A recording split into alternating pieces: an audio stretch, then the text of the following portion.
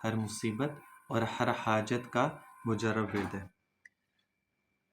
حضرت یونس علیہ السلام کی دعا ہے جو حضرت یونس علیہ السلام نے اللہ تعالیٰ سے مانگی تھی۔ آپ صلی اللہ علیہ وسلم نے فرمایا حضرت ذوالنون علیہ السلام کی دعا، یعنی یونس علیہ السلام کی دعا، جب انہوں نے مچھلی کے پیٹ میں اپنے رب کو پکارا، لا الہ الا انت سبحانک انی کنت من الظالمین، ایک مسلمان اس کے ساتھ جو بھی دعا کرے وہ قبول ہوگی۔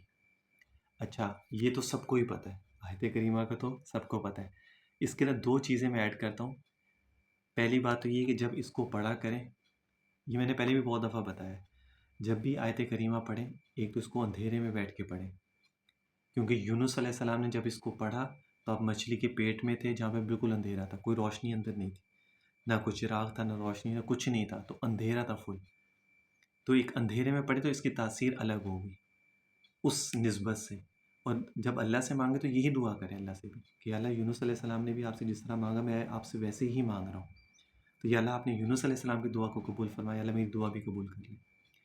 اور دوسری اہم چیز یہ کہ اس کو زیادہ مت پڑھیں، لوگ بہت زیادہ اس کو پڑھتے ہیں، ٹھیک ہے، 313 دفعہ اس کو پڑھ لیں انف ہوتا ہے، کافی ہوتا ہے۔ ڈیپینڈ کرتا ہے آپ کے یقین کے اوپر، آپ کے پڑھنے کے اوپر، آپ کے اخلاص کے اوپر، آپ کی توجہ کے اوپر، یہ سب سے زیادہ معنی رکھتی ہے چیز۔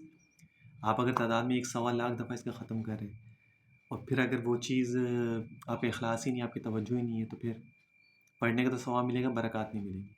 تو اس لیے کوانٹٹی پہ ڈیپینڈ نہ کیا کریں، کوالٹی پہ ڈیپینڈ کیا کریں۔